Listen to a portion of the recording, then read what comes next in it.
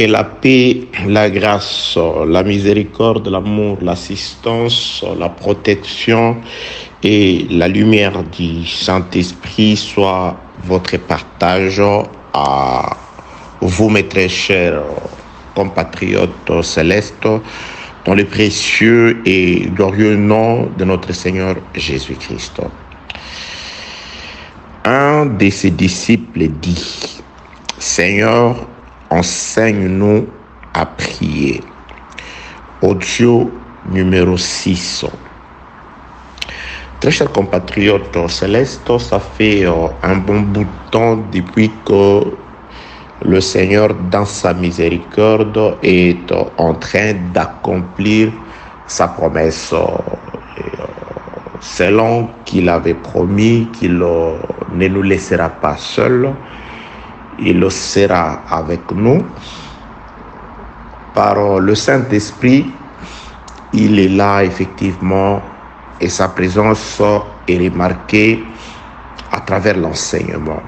Parce qu'il avait dit, le Saint-Esprit, quand il viendra, il vous annoncera toutes choses. Il prendra ce qui est à moi et il vous l'annoncera. Il vous enseignera, il vous conduira dans la vérité. Donc, la présence du Saint-Esprit est beaucoup plus remarquée par rapport à là où il y a l'enseignement qui ne tire son origine que de Jésus-Christ. Parce que le Saint-Esprit prend ce qui est en Jésus-Christ et l'annonce à ses disciples. Paix de Dieu sur vous au nom de Jésus-Christ. Donc cet enseignement, c'est par rapport à la prière. Très chers compatriotes, nous avons compris, selon ce qui est écrit dans le livre de Luc, chapitre 11, le premier verset, laissez-moi lire. Luc, chapitre 11, le premier verset, il est écrit: Jésus priait un jour en un certain lieu, et lorsqu'il eut achevé, un de ses disciples lui dit: Seigneur, enseigne-nous à prier, comme Jean l'a enseigné à ses disciples. Je m'en vais ouvrir une parenthèse. Avant que je ne commence cet enseignement, juste quelques minutes avant, quelque chose m'est venu comme ça à l'esprit par rapport à une écriture. Je me suis dit, je sentis une voix me répéter quelque chose que vous connaissez certainement. Les jeunes gens qui sont nés au désert, 2 ou 3 ans après la sortie du peuple du pays de l'Égypte. Ils sont nés, j'ai dit 2 ou 3 ans après, parce que c'était au bout des 2 ans que Dieu avait permis à Israël de pouvoir déjà entrer dans le pays de Canaan. Ils avaient juste fait 2 ans. Et ils sont arrivés juste à la porte. Et Dieu a demandé à ce qu'on puisse choisir 12 espions d'entre les 12 tribus d'Israël afin qu'ils aillent espionner le pays et qu'ils reviennent. Ainsi, le peuple pourrait avoir une connaissance sur le pays que Dieu leur avait promis. Et après, Dieu permettrait qu'ils entrent et occupent le pays. Les espions, revenant de leur mission, la Bible déclare, 10 des 12 espions ont présenté un rapport accablant, négatif. Ils ont vanté, ils ne se sont fiés qu'à l'apparence des occupants de Canaan. Par rapport à leur apparence, ils ont dit c'était des géants, fils d'Anak. Nous étions à nos yeux et aux leurs comme des sauterelles. Donc apparemment, se fiant à l'apparence, et ils vont vraiment nous massacrer. Nous ne serons pas capables de pouvoir les affronter et le vaincre. C'est pourquoi, nommons un chef, en tout cas, rentrons en Égypte. Pendant que 2 des 12, Josué et Caleb, qui avaient la foi, parce que eux, ils ne se sont pas fiés à l'apparence des adversaires, aussi grands qu'ils étaient, mais ils ont plutôt considéré la grandeur de Dieu, la puissance de Dieu. Ils ont tenu compte de ce que Dieu avait déjà fait dans leur vie. Ils ont dit non, non, non, non, montons et emparons-nous du pays. Ces gens-là, si l'Éternel est avec nous, nous allons les vaincre et consorts. Voilà, c'est de là que la colère de l'Éternel s'est enflammée, que Dieu a pris la décision de pouvoir renvoyer le peuple au désert. C'est de là que les 38 ans ont été augmentés, c'est-à-dire si le peuple a passé 40 ans au désert, c'était suite à cette incrédulité-là. Ce que je suis en train de dire se trouve dans le livre de Nombres, chapitre 13 et le chapitre 14. Que la paix de Dieu soit avec vous au nom de Jésus-Christ. Donc, ils ont passé 40 ans au désert, disent certaines personnes par ignorance. Il y a des messages qui circulent sur le net. Voilà, Israël, la distance entre l'Égypte et Israël, c'est une distance d'autant de kilomètres. Alors si Israël a fait 40 ans, ça veut dire qu'il faisait un pas chaque jour. Ce n'est pas le cas, c'est par ignorance que ces gens-là disent ces choses. Donc ce n'était pas un problème de distance, c'était par rapport au châtiment, parce que Dieu voulait et avait dit, vous passerez 40 ans au désert, c'est-à-dire les 2 ans avaient déjà suffi pour que le peuple puisse accéder au pays. Même pendant les 20 ans, ce n'était pas chaque jour que le peuple marchait.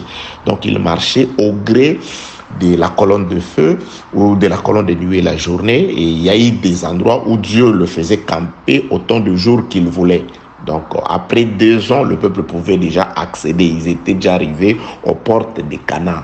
Donc s'ils ont passé 40 ans, ce n'était pas à cause de la distance, mais c'était parce que Dieu voulait qu'ils puissent séjourner au désert pendant ces temps, dans le but de pouvoir anéantir toute cette génération des gens qui étaient sortis de l'Égypte, qui avaient vu des prodiges de Dieu, mais qui s'étaient rendus incrédules ces jours-là après avoir écouté les rapports des 10 espions. Que la paix de Dieu soit avec vous au nom de Jésus-Christ. Donc, j'étais en train de me dire, ou cette voix-là me répétait quelque chose qui me fait encore prendre conscience en tant que prédicateur.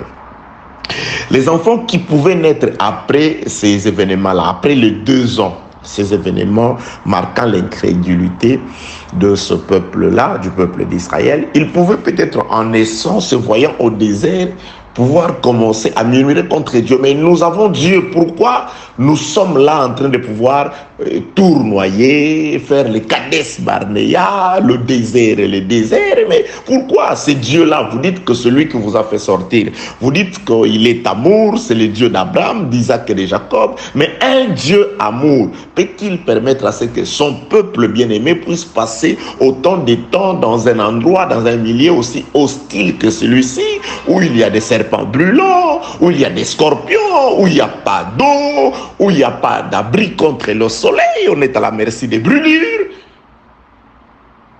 Pourquoi? C'est quoi cet amour? Ces enfants-là peuvent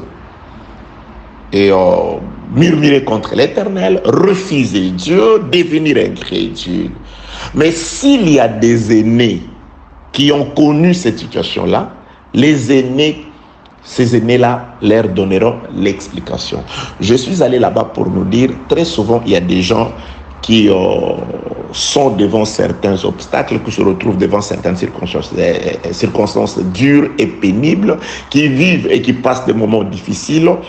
Certaines personnes deviennent incrédules ou certaines personnes minimisent la bonté de Dieu à cause de leur situation, tout simplement parce qu'il n'y a pas suffisamment d'aînés pour leur donner leur briefer sur la situation, leur expliquer la situation.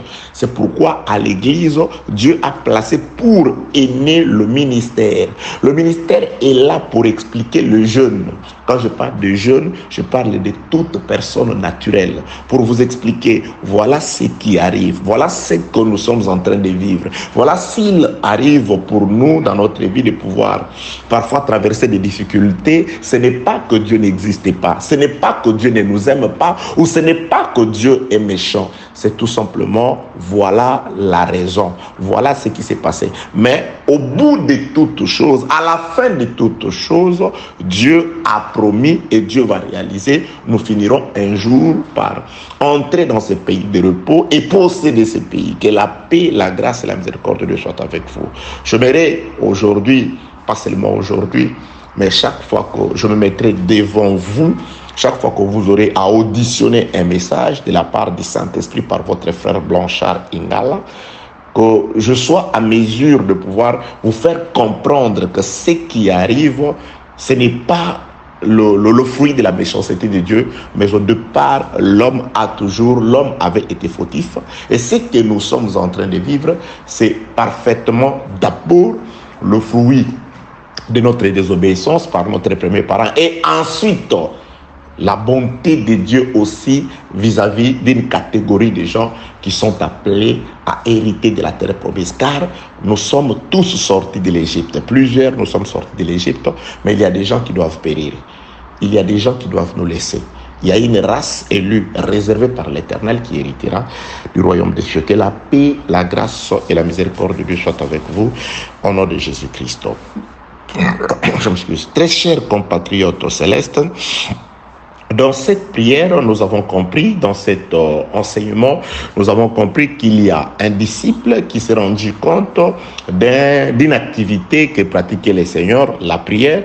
Il a voulu aussi faire comme le Seigneur et il s'en va avec un exemple sur ce que Jean-Baptiste, un prophète de l'Ancienne Alliance, avait fait par rapport à ses disciples. Seigneur, enseigne-nous aussi à prier comme Jean-Baptiste l'a fait. Alors, lorsque Jésus-Christ commence par enseigner à prier, nous sommes allés là-bas et nous insistons pour nous dire, bien-aimés dans le Seigneur, quiconque n'est pas enseigné ne saura pas faire une prière qui va plaire à Dieu. Il risque, ou très certainement parce qu'il n'est pas enseigné, il tombera dans le piège qui a été montré par notre frère Jacques quand il dit « Vous demandez et vous ne recevez pas parce que vous demandez mal ». Donc, c'est-à-dire il y a des personnes qui prient, il y a des personnes qui font de prières, qui présentent des requêtes, mais ils ne trouvent pas gain de cause. Dieu ne les regarde pas parce que la prière est faite, mais elle est faite pas selon la volonté de Dieu. Donc, l'homme, avant de se mettre dans la prière, il doit d'abord apprendre la volonté de Dieu. Qu'est-ce que Dieu aime qu'on lui dise afin que sa joie soit parfaite et qu'il puisse répondre positivement à la prière de l'homme. Paix de Dieu sur vous au nom de Jésus-Christ. Grâce de Dieu sur vous au nom de Jésus-Christ. Lumière du Saint-Esprit sur vous au nom de Jésus-Christ. Que Dieu soit la solution à vos problèmes. Que Dieu résolve vos problèmes. Que Dieu relève ceux qui sont tombés. Que Dieu fortifie ceux qui se sont affaiblis au nom de Jésus-Christ. Soyez libérés, vous tous qui êtes dans les chaînes des ténèbres. Au nom de Jésus-Christ de Nazareth. Soyez bénis au nom de Jésus-Christ de Nazareth. Paix de Dieu sur vous, très chers concitoyens célestes. Donc, les disciples ont compris que la prière, c'est une émanation de l'enseignement. Voilà, c'est là que nous sommes partis pour comprendre que si nous voulons aussi faire une prière qui soit agréable à Dieu, nous devons être enseignés. C'est là par qui? Par le Seigneur Jésus-Christ. Or, son nom, c'est la parole. Il est écrit de lui. C'est Jésus qui enseigne la prière.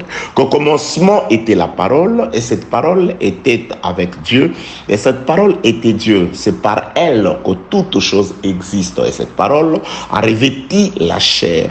Elle a habité au milieu de nous, parmi nous, pleine de grâce. Et nous avons contemplé la gloire de la parole faite chair comme la gloire du Fils unique venu du Père. Donc la parole du commencement, c'est le Seigneur Jésus-Christ. Donc on ne peut pas parler de Jésus-Christ sans pour autant parler de la parole. Alors si Jésus doit nous enseigner sur la prière, donc c'est dans la parole qui est le Seigneur Jésus-Christ que se trouve l'explication sur la prière. Alors à cette question, nous allons naviguer dans plusieurs passages des Écritures, comme d'habitude d'ailleurs.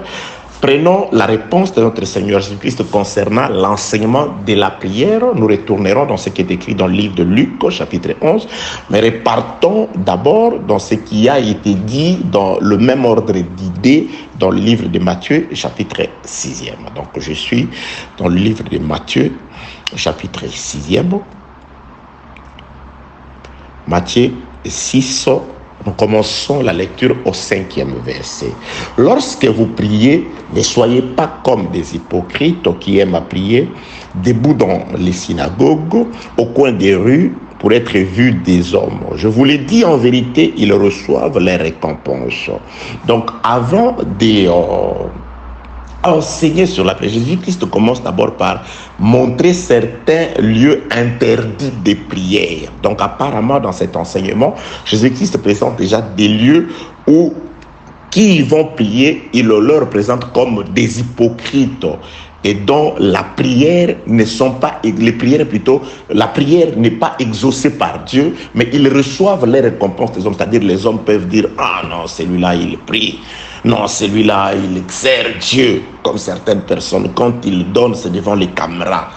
Donc, c'est comme dans les campagnes électorales du monde, c'est-à-dire où que ce soit partout en Afrique, en Europe, aux États-Unis, vous voyez les candidats devenir très cléments, très proches de la population, offrir des dons, et donc c'est-à-dire devant les caméras. Ce n'est pas parce qu'ils aiment réellement la population, mais c'est parce qu'ils veulent attirer l'attention. C'est parce qu'ils ont besoin du vote et qu'on sort. Que la paix de Dieu soit avec vous au nom de Jésus-Christ. Donc, Jésus-Christ commence dans Matthieu chapitre 6, le verset 6.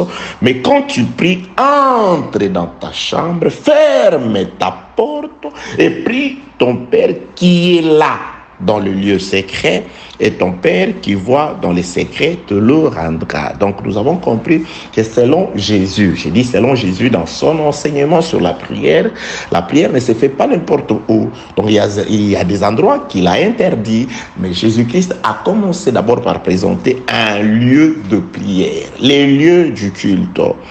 Dans les audios précédents, nous avons commencé à détailler ce que nous allons poursuivre de faire. Donc, on n'a pas encore commencé à comprendre, ou Jésus n'a pas encore commencé à nous dire comment nous allons prier. Mais il nous présente d'abord l'endroit. Un point très très important, c'est-à-dire la prière, vous voulez la faire, c'est une bonne chose, mais vous ne la faites pas n'importe où. C'est pourquoi nous sommes partis dans la conversation entre Jésus-Christ et la femme samaritaine. Lorsque la femme samaritaine a compris qu'elle était en face d'un prophète, il a voulu repositionner les choses, parce qu'un prophète, c'est un envoyé de Dieu. Alors, un envoyé de Dieu, quand il vient, donc la première des choses, c'est le lieu de la prière. Ce n'est pas ce qu'on dit dans la prière qui importe, mais c'est le lieu de la prière. Donc, il dit, voilà, du temps de nos pères, c'était sur la montagne qu'on adorait, sur cette montagne-là. Alors, vous, les Juifs, vous dites que c'est à Jérusalem qu'il faut aller adorer. Jésus-Christ dit que vous, qui adorez encore sur les montagnes, vous ne savez pas ce que vous adorez. Vous ignorez, parce qu'il y a des gens comme ça qui ignorent ceux à qui ils adressent la prière. Paul en a fait l'expérience quand il est arrivé à Athènes. Il a trouvé beaucoup, il dit, le peuple était religieux, le peuple était croyant, religieux. Une ville remplie d'hôtels, à tel enseigne qu'il était irrité dans son esprit. Il dit non, ici je dois poser l'enseignement. Et il arrive quelque part, il trouve même un hôtel dédié à un Dieu inconnu. Donc ils aimaient tellement prier qu'ils avaient des hôtels, des divinités. Il y avait même une divinité à un Dieu inconnu. Le frère Paul va commencer par là. Un jour, j'expliquerai pourquoi il a commencé par là. Il dit, c'est Dieu que vous ne connaissez pas. C'est-à-dire, il s'est approché d'eux par rapport à cet hôtel-là. Il dit, c'est Dieu que vous vénérez sans le connaître. Parce qu'ils vénéraient un Dieu inconnu. Ils disent, ils ont fait une inscription à un Dieu inconnu.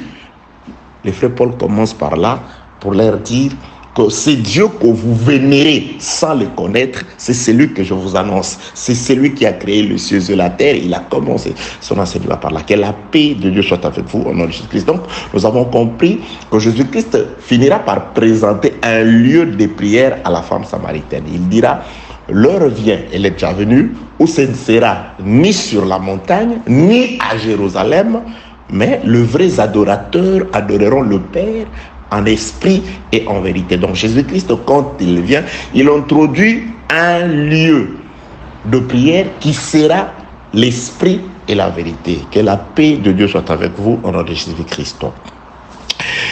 Très chers compatriotes, je suis parti de là pour dire que dans la prière, les plus importants, ou le point de départ qui est aussi important comme d'autres points qui suivront, c'est le lieu d'adoration, là où on doit adorer. Alors Jésus-Christ, dans son enseignement concernant la prière, il présente le lieu comme la chambre. Nous sommes partis dans les Saintes Écritures. Beaucoup d'écritures ont été données pour comprendre que la chambre, c'est là où l'homme de Joseph s'était retiré pour exprimer, pour pleurer, signe, expression de son amour pour son frère. Donc la chambre typifie, d'après les Écritures, suivez les audios précédents. Pour toi qui ne tomberas que sur cet audio, il y a 5 audios qui précèdent celui-ci. Comme d'habitude, renseigne-toi auprès de celui par qui tu as reçu cet audio. Par lui, tu auras la capacité de pouvoir recevoir les 5 audios manquants qui te sont, je crois, d'une importance aussi capitale. Que la paix de Dieu soit avec vous au nom de Jésus-Christ. Donc, la chambre, c'est le lieu où Joseph s'était retiré lorsqu'il a reçu ses frères et qu'il a vu son frère Joseph, Benjamin. Je retournerai là-bas. Ému de compassion pour son frère, il s'est retiré dans la chambre, il pleura dans la chambre, et quand il sortit de la chambre après s'être lavé les visages, c'est alors qu'il ordonna à ceux qu'on servit la nourriture. Nous avons compris que Joseph, là, il typifie notre frère aîné, Jésus-Christ, qui est venu nous voir sur la terre. Et Jésus-Christ, quand il est venu, il nous a vus. La Bible déclare, quand il regardait le peuple, il le voyait comme des brebis sans pasteur, comme des brebis qui n'avaient pas de berger. Alors il devait se retirer seul dans la chambre. Là, la chambre, c'est la mort, c'est l'œuvre de la croix. Il a souffert seul, personne ne lui est venu en aide, il se retire, et quand il pleura, c'est l'intercession de Jésus-Christ à la croix, c'est après sa résurrection, c'est ça la sortie de la chambre, ce que je dis se trouve dans le livre de Genèse, chapitre 43e. Et quand il sortit de la chambre, Jésus-Christ, quand il ressuscita des morts, c'est alors que la nourriture peut être servie au peuple. Que la paix de Dieu soit avec vous au nom de Jésus-Christ. Donc la chambre que Jésus-Christ a présentée, c'est l'œuvre de la croix. Nous sommes partis dans les audios précédents pour exprimer que la prière n'est écoutée que par la croix. Dieu a commencé à exaucer le peuple par rapport à un sacrifice qui a été réalisé à la croix. C'est pourquoi tout doit traverser par la croix. Dieu vient en aide à son peuple par rapport à la croix. Bien aimé dans les Seigneurs, Dieu a égard au sacrifice de Jésus-Christ, le seul sacrifice que Dieu a agréé, grâce auquel Dieu peut te regarder, Dieu peut te sauver, Dieu peut te venir en aide. C'est la mort de notre Seigneur Jésus-Christ. Dieu regarde le Fils, Dieu aime le Fils, Dieu comment il a écouté la voix supplicative de Jésus-Christ, grâce à laquelle il nous pardonne, grâce à laquelle, à cette voix de Jésus-Christ, voix d'intercession de Jésus-Christ, Dieu nous vient en aide. C'est pourquoi sans la croix, il n'y a pas d'exaucement. Sans l'œuvre de la mort de Jésus-Christ, Dieu n'exauce personne. C'est pourquoi Jésus-Christ nous demande d'entrer dans la chambre. Nous allons expliquer ça de plusieurs façons et à plusieurs manières, vous allez comprendre. Je reprends ce que j'ai dit. Il y a certainement des gens qui sont nés au désert, après l'œuvre de l'incrédulité du peuple, qui ne peuvent pas comprendre l'amour de Dieu à travers leurs souffrances. Il faut qu'il y ait des aînés pour les expliquer. Voilà ce qui nous arrive. Ce n'est pas que Dieu est méchant. C'est parce que Dieu avait dit ceci, l'homme a fait ceci. Il faut bien expliquer, le peuple comprendra et il aura encore confiance à Dieu. Nous avons toujours dit, le message, bien aimé dans le Seigneur, influence les comportements de ceux qui l'écoutent. Le peuple s'était rendu incrédule à cause du message venu des espions. Le message des espions a produit l'incrédulité dans le peuple. Oui, bien aimé dans le Seigneur, il y a de ces messages-là qui ne donnent que le goût du monde aux gens. Il y a de ces messages-là qui ne sont pas capables de pouvoir exhorter réellement le peuple, sensibiliser réellement le peuple, faire comprendre le peuple qu'on est réellement des passagers et des pèlerins sur la terre. Il y a de ces messages-là qui ne sont pas comme les messages de Josué et Caleb, les deux espions qui ne se sont pas fiés à l'apparence, mais qui ont plutôt tenu compte de la grandeur, de la puissance invisible de Dieu. Dieu Tout-Puissant, le Créateur de cieux et la terre, qui est invisible, bien-aimé dans le Seigneur, il est visible à travers la parole qui produit le Saint-Esprit. Il est puissant, il agit. Approchez-vous de lui avec confiance, avec assurance. Bien-aimé, la foi, c'est une confiance absolue et aveugle à ce Dieu invisible, mais qui existe à travers la parole. C'est pourquoi un ministre, quand il se présente, il vous détaille la parole, il vous présente la parole, afin que grâce à celle-ci, qu'une confiance puisse naître en vous.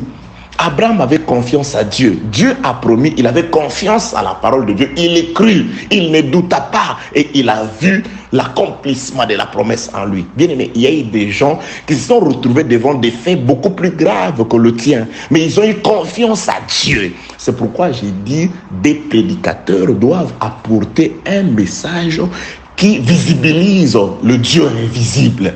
Un message qui produit quelque chose dans les cœurs. Lorsque les gens écoutent ces messages, ils disent non, Dieu nous a parlé. Il y a des gens qui m'appellent parfois, qui m'écrivent, qui me disent oh oui, j'étais en train de pouvoir prendre des décisions erronées, mais lorsque j'ai écouté les messages, je me suis dit non, Dieu, tu m'as parlé. Oui, bien-aimés dans le Seigneur, vous êtes des milliers à écouter ces audios, mais lorsque Dieu parle à chacun de vous d'après son problème, au nom de Jésus, ça a toujours été ma prière. Que la paix de Dieu soit avec vous au nom de notre Seigneur Jésus-Christ. Donc, le message est d'une importance capitale. Il faut bien expliquer les choses, la situation. Voilà, nous sommes en train de vivre ces choses parce que voilà ce qui s'est passé. Le peuple se rendra compte, ah, ok, Dieu n'est pour rien. Oui, bien aimé, même dans la douleur qui nous arrive, Dieu n'est pour rien. Que Dieu soit reconnu pour vrai et que tout homme soit reconnu pour menteur. Ah non, je n'ai pas péché. Oui, peut-être que tu n'as pas péché. Dieu non plus n'est pour rien. C'est des épreuves que tu dois traverser. Il les a placées là parce que tu les affrontes. Donc ce n'est pas qu'il est en train de te haïr. Non, c'est des épreuves venues de Dieu que tu dois traverser. Mais il n'est pour rien parce que les épreuves sont là. Personne d'entre tous ceux qui ont été cités comme des grands n'ont vécu sans épreuves, n'ont vécu sans affronter des épreuves. Ils ont tous affronté des épreuves. Ils ont manifesté leur confiance, leur fidélité à Dieu, quelles que fussent les circonstances aussi difficiles qui se sont présentées devant eux. La foi, c'est la confiance en Dieu par la parole. C'est pourquoi au peuple de Dieu, on présente la parole. Et une parole inspirée par Dieu. Alléluia. Que la paix de Dieu soit avec vous au nom de Jésus-Christ. Donc, nous sommes d'abord dans le lieu. Donc, le lieu de la prière, c'est la chambre. Et la chambre, c'est le lieu où l'homme se retire. Et quand l'homme se retirait plutôt dans la chambre, il a prié et pleuré là-bas pour Georges. Comme Benjamin, son frère, il est sorti, il a servi la nourriture. Jésus-Christ nous a vus mourants, égarés, chacun suivant sa propre voie. Il doit se retirer, il doit s'isoler.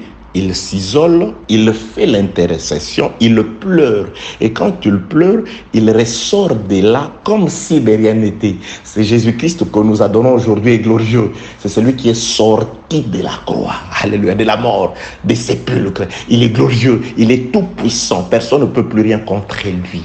Oui, c'est celui-là parce que Joseph, quand il sort de la chambre, il s'essuie le visage. C'est comme si de rien n'était. Mais quand il vient, il a toujours compassion de son frère. Du fond de lui, il pleure. Mais de l'extérieur, on ne comprend pas. Bien aimé, Jésus-Christ pleure pour toi, pour ta vie. Oui, il a pitié de toi. Que la paix de Dieu soit avec vous au nom de Jésus-Christ. Alors, lisons un passage de l'Écriture toujours sur les lieux. Jésus commence par présenter les lieux. Ce passage de l'Écriture, nous avons déjà commencé à lire sur Deutéronome, chapitre 12e. Allons-y, voir les livres de Deutéronome, chapitre 12e. Je commence la lecture au 8e verset. Vous n'agirez donc pas comme nous le faisons maintenant ici, où chacun fait ce qui lui semble bon. parce que vous n'êtes point encore arrivés dans le lieu de repos et dans l'héritage que l'Éternel votre Dieu vous donne. Mais vous passerez les Jourdains et vous habiterez dans le pays dont l'Éternel votre Dieu vous mettra en possession.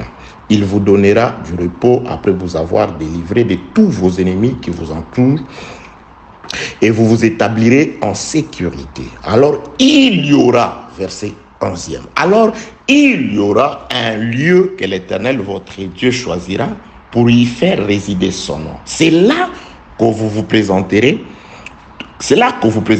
tout ce que je vous ordonne, vos holocaustes, vos sacrifices, vos dîmes, vos prémices et les offrandes choisies que vous ferez à l'Éternel pour accomplir vos vœux. C'est là que vous vous réjouirez devant l'Éternel, votre Dieu, vous, vos fils et vos filles, vos serviteurs et vos servantes, et les Lévites qui sera dans vos portes, car il n'en est pas d'héritage avec vous.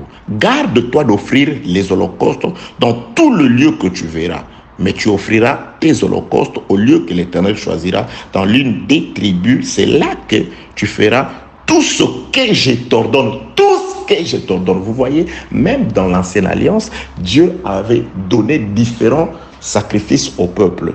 Les sacrifices dans l'Ancienne Alliance, c'était aussi un modèle de prière. Lorsqu'un homme péchait et il cherchait l'absolution, le pardon de son péché, il y avait un sacrifice prévu. C'est-à-dire, les pardons n'étaient pas seulement verbal, mais les pardons, c'était un cœur touché, mais manifesté à travers un sacrifice qu'on nommait le sacrifice de culpabilité. Lorsqu'un homme voulait rendre des actions de grâce à Dieu, les actions de grâce venaient du cœur, mais manifestées à travers un sacrifice qu'on appelait les sacrifices d'action de grâce. Lorsque Dieu était en désaccord avec le peuple et qu'il fallait qu'il y ait une réconciliation, il y avait des sacrifices, c'est-à-dire chaque prière correspondait, ou chaque demande du peuple correspondait à un type de sacrifice. Que la paix de Dieu soit avec vous au nom de Jésus-Christ. Donc dans l'Ancienne Alliance déjà, Dieu avait prévu les sacrifices, c'est-à-dire un modèle de prière. Voilà comment vous allez prier si vous avez péché. Vous apporterez un tel animal. Voilà comment vous allez me remercier si je vous ai donné un fils mâle. Voilà comment vous allez me remercier. Voilà comment vous allez me glorifier si je permettais que l'abondance soit, la récolte soit abondante. C'est-à-dire les remerciements, les prières, les requêtes, les actions de grâce étaient moyennant les sacrifices. Que la paix de Dieu soit avec vous au nom de Jésus-Christ. Voilà comment vous allez me remercier si je permettais à ce que vous atteigniez la fin de l'année. Il y aura un sacrifice. Voilà comment vous allez me remercier si je permettais que vous finissiez le mois à la fin du mois. Voilà comment vous allez me remercier chaque jour, le matin et le soir.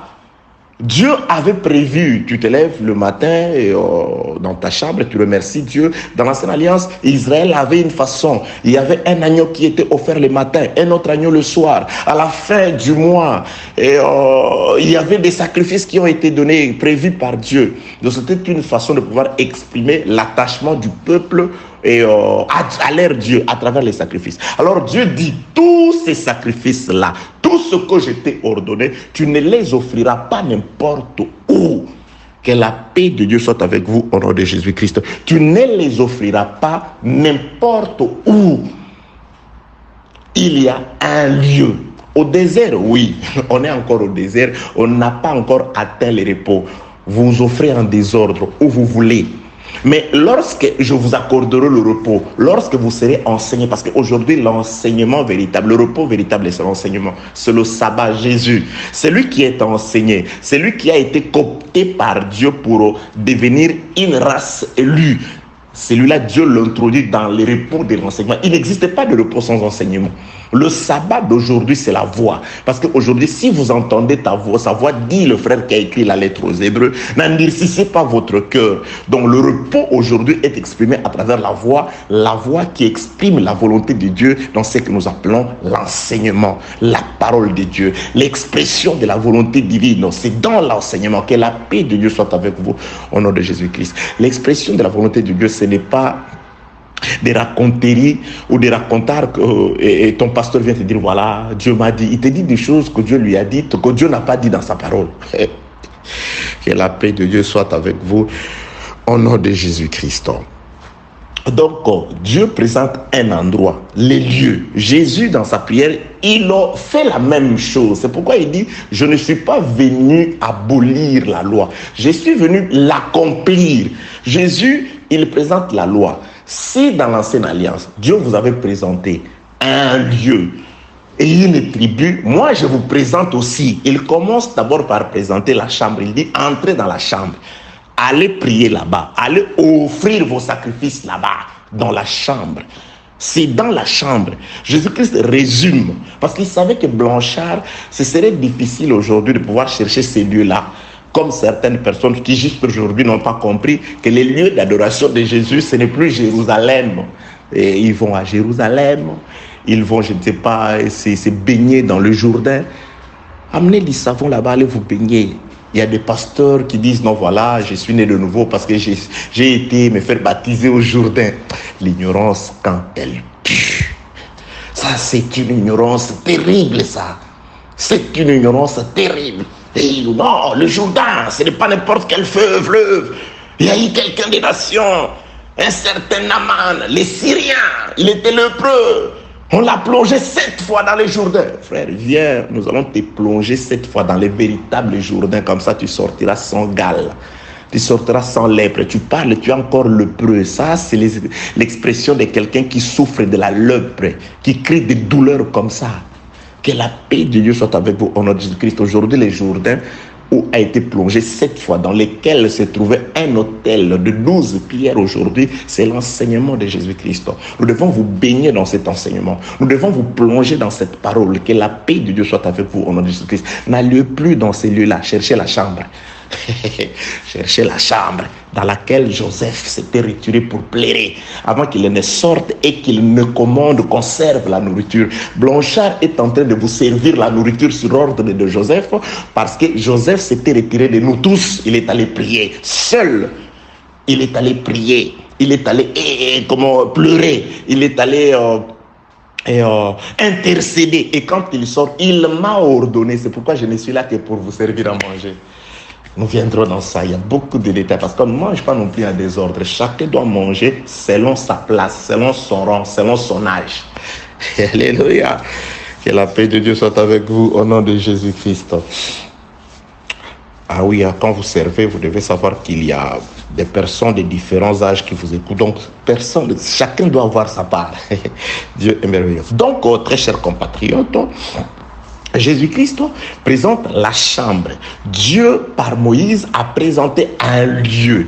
Et ce lieu-là, c'est le lieu que nous allons étudier aujourd'hui à partir de l'Ancienne Alliance. Je suis dans les livres des... prenons un roi, deux rois.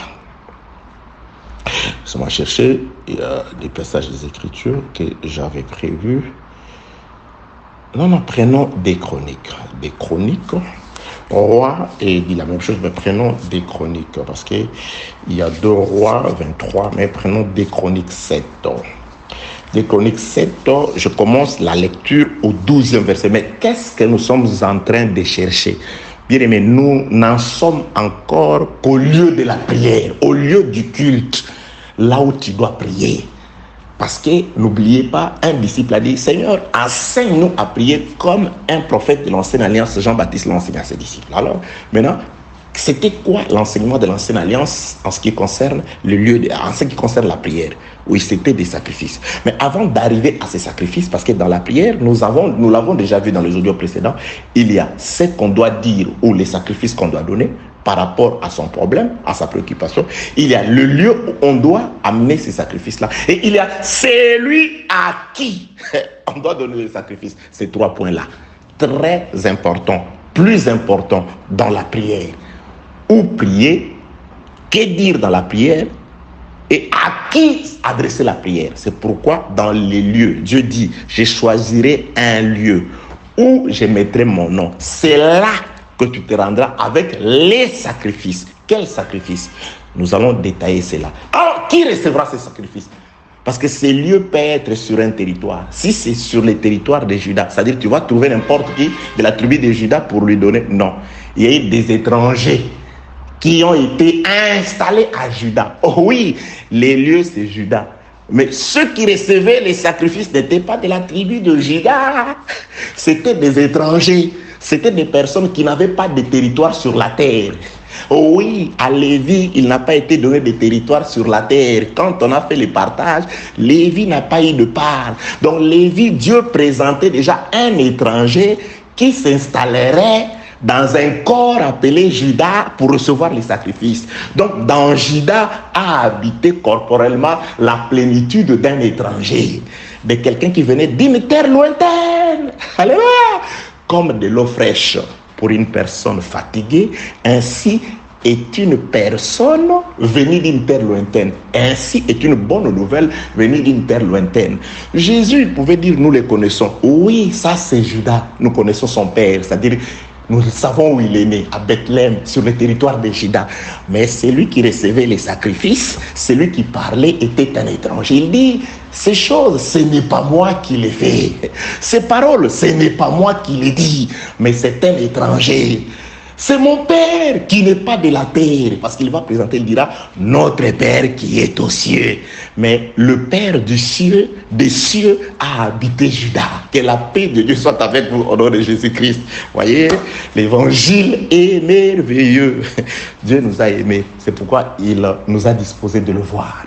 Vous, mes disciples, vous aurez le privilège de me voir, mais les autres ne me verront pas. Vous le voyez à travers l'écriture, dans la parole. Nous ne le voyons pas avec ses yeux, mais avec les yeux du cœur. C'est pourquoi on n'a pas besoin d'un autre Jésus. On n'a pas besoin d'un autre esprit. On n'a pas besoin d'un autre évangile. Le Jésus de Nazareth qui est mort et qui est ressuscité et qui a promis d'être là, il est là par la parole qui se manifeste dans la puissance du Saint-Esprit nous suffit. Paix de Dieu sur vous, au nom de Jésus-Christ. Très chers compatriotes, nous sommes dans les lieux de prière. Jésus-Christ dit c'est la chambre. Mais comme un prophète de l'Ancienne Alliance ne devait rappeler que la loi, parce que tout le prophète de l'Ancienne Alliance ramenait le peuple dans ce que Moïse avait dit. C'est pourquoi on dit ou on disait un prophète fidèle, c'était par rapport à son attachement à la loi. La Bible déclare Josué était fidèle parce que il a servi Dieu en s'appuyant sur la loi de son serviteur, des serviteurs de Dieu Moïse. Le problème, c'était de rappeler tous les prophètes, bien aimés, quels que soient les gestes, les actes de prophètes, c'était pour ramener le peuple à la fidélité de Dieu. Dans l'Ancienne Alliance, la fidélité de Dieu, c'était la loi.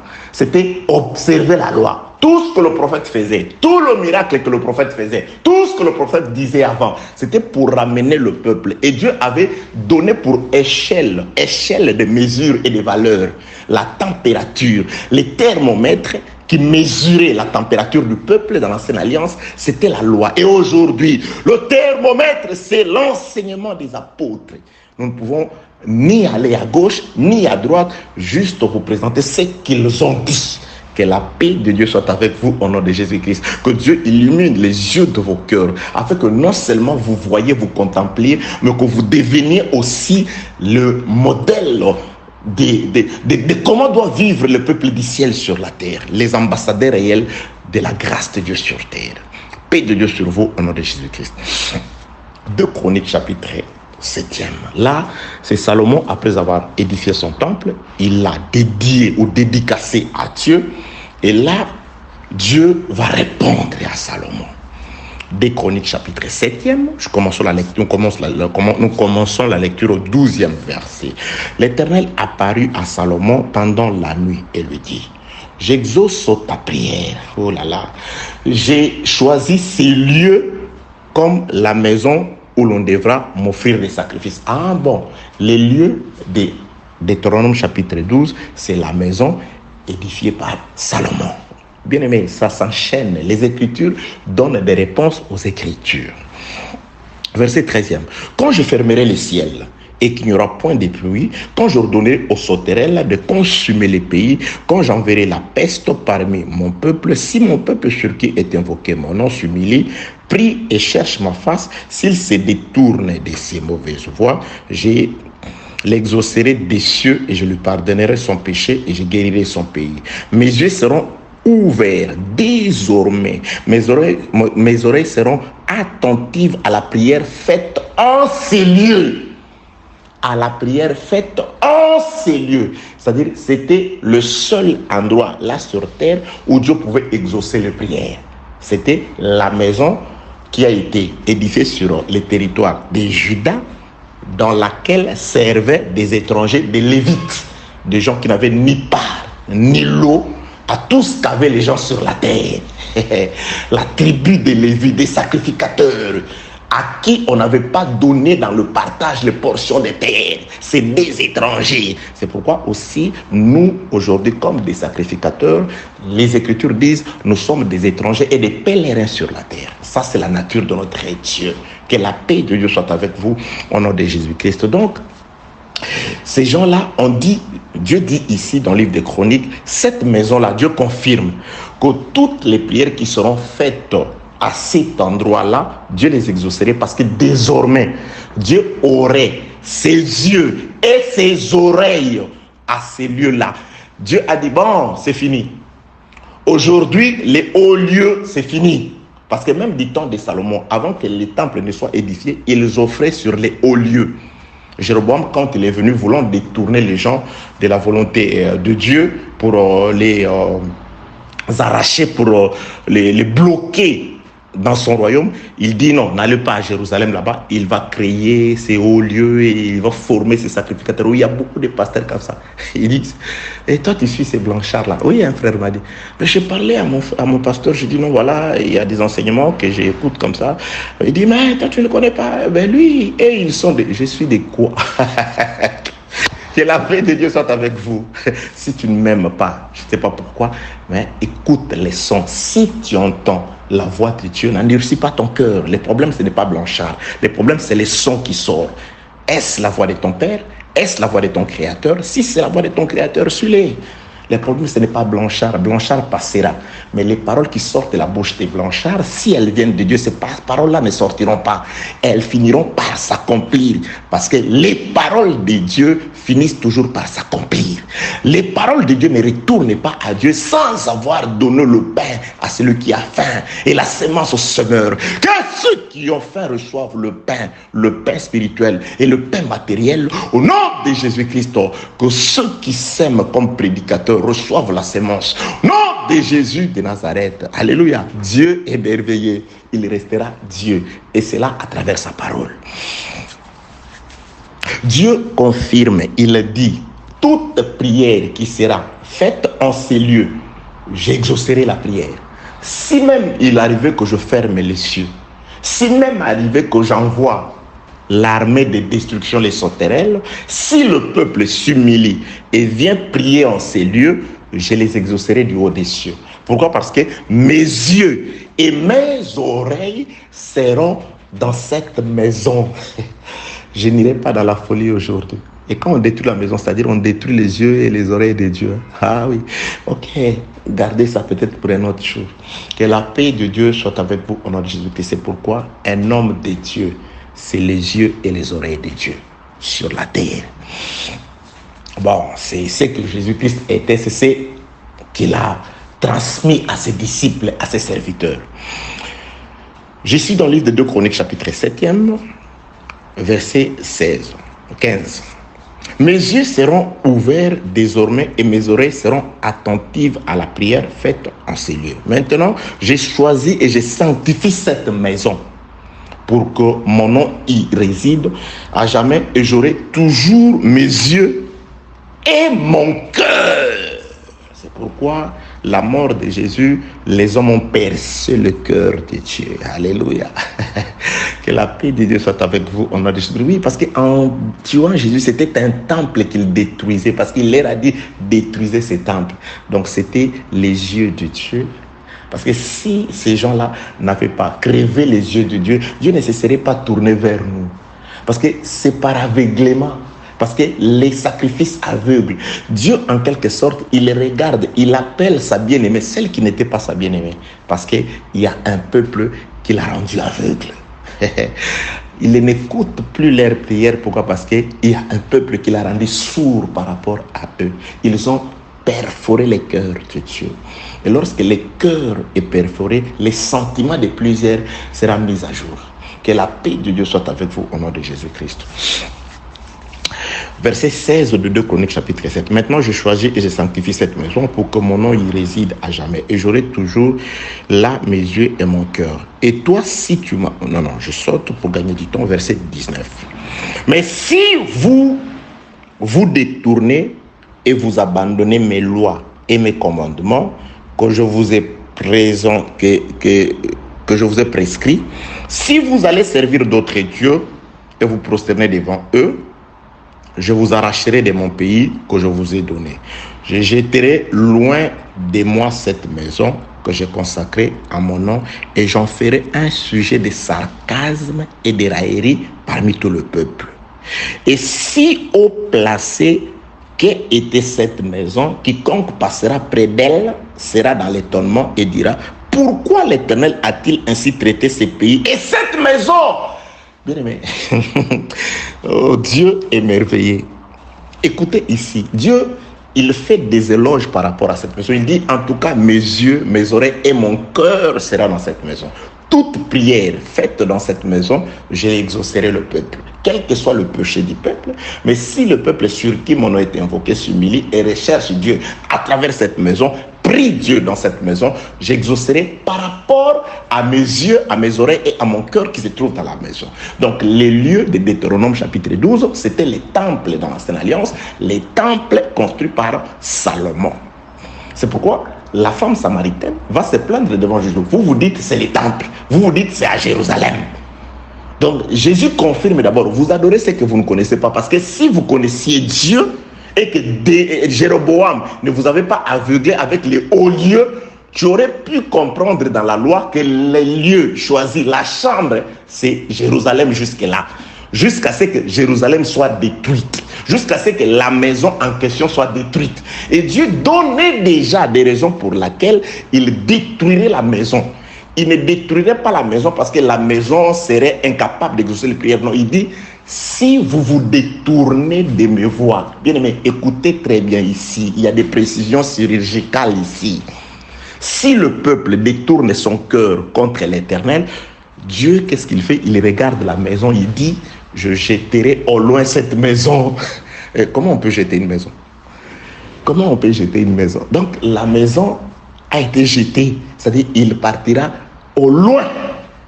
Et lorsque le frère Pierre, il fait sa prédication, il dit, cette nouvelle, elle est pour vous, là il s'adresse aux Israélites. Elle est aussi pour ceux qui sont au loin, en aussi grand nombre que l'Éternel notre Dieu les appellera. Donc il y a eu un peuple de près, dans les territoires desquels un temple a été construit, mais à cause de leur péché, c'est parce qu'ils se sont détournés de l'Éternel, on a pris cette maison, on l'a jetée au loin. C'est pourquoi aujourd'hui, les lieux où étaient les yeux de Dieu, les oreilles de Dieu, les cœurs de Dieu, n'est plus là-bas. N'allez pas à Jérusalem. N'achetez pas les billets pour aller là-bas. Venez. Nous sommes le peuple de loin. Nous étions éloignés des sacerdoces. Nous étions éloignés des alliances. Nous étions éloignés des promesses de Dieu. Très loin. Mais on avait promis. Vous voyez cette maison qui fait votre gloire aujourd'hui. Cette maison-là. Si vous péchez, si vous vous détournez de ma volonté, vous abandonnez mes commandements, c'est cette maison. Je reprends la lecture. 2 Chroniques chapitre 7 verset 19. Mais si vous vous détournez et vous abandonnez mes lois et mes commandements que je vous ai prescrits, et si vous allez servir d'autres dieux et vous prosternez devant eux, verset 20, je vous arracherai de mon pays que je vous ai donné. Je jetterai loin de moi cette maison que j'ai consacrée à mon nom. Vous savez, pour le moment, les Israélites, ils peuvent avoir des sacrifices. Ils ont des agneaux, ils disent, ok, nous avons péché. Ils regardent dans la loi. Quand tu as péché, les sacrifices de culpabilité, c'était l'agneau, c'était ça. Alors, mais ce qui leur manque, c'est les lieux. Là-bas, il n'y a plus le lieu. Les lieux où sont les yeux et les oreilles de Dieu. Le cœur de Dieu n'est plus là-bas. Il l'a jeté au loin. Mais avant de jeter cette maison au loin, il va traiter d'une manière désordonnée cette maison. Écoutez la lecture. La maison ne vient pas totalement, mais la maison doit venir au loin, doit aller dans les territoires lointains après avoir été traitée durement. Verset 21. Et si au placé qu'elle ait été, verset 20, je vous arracherai de mon pays que je vous ai donné, et je jetterai loin de moi cette maison que j'ai consacrée à mon nom. J'en ferai un sujet de sarcasme et de raillerie parmi tout le peuple. Et si haut placé qu'elle ait été cette maison, quiconque passera près d'elle sera dans l'étonnement et dira, pourquoi l'Éternel a-t-il ainsi traité ce pays et cette maison? Et cette maison-là, lorsqu'on l'avait crucifié, la Bible déclare, les gens qui passaient près du lieu où il a été crucifié étaient dans l'étonnement. Mais lui qui a ouvert les yeux des aveugles, lui qui a ressuscité des morts, qu'il descend de la croix, il était l'objet des railleries. Il a été exposé, il a été traité avec sarcasme. Pas à cause de la maison, mais à cause du péché d'un peuple. La maison a été traitée avec sarcasme, où Dieu avait mis son nom, où étaient ses yeux, ses oreilles et son cœur, traité avec sarcasme l'œuvre de la croix, après avoir été traité avec sarcasme, est devenu l'objet des railleries de tout le peuple. Cette maison doit être jetée au loin. Donc les Jésus, la maison que nous on a reçue aujourd'hui, c'est une maison qui a souffert à cause du péché d'un peuple, qui a été traitée avec sarcasme, qui est devenue l'objet des railleries. Oui, il a accepté l'opprobre, l'ignominie.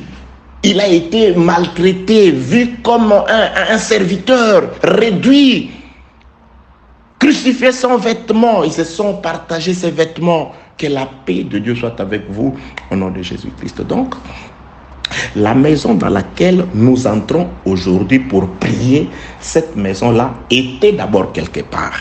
Dieu exauçait ce peuple-là. Et cette maison-là, après que le peuple ait péché, la maison, quelqu'un vient annoncer quelque chose. Il regarde la maison, il dit, détruisez ces temples, je le rebâtirai dans 3 jours. Donc on doit détruire la maison. Et le frère Jean, quand il écrit, il reçoit les Saint-Esprit, il parlait du temple et de son corps. Donc le corps de Jésus, qui est la maison, le véritable temple, après qu'il soit détruit à cause du péché du peuple, aujourd'hui, Dieu a pris le corps de Jésus. Il a pris le temple. Où sont les yeux? Où sont les oreilles? Où est son cœur?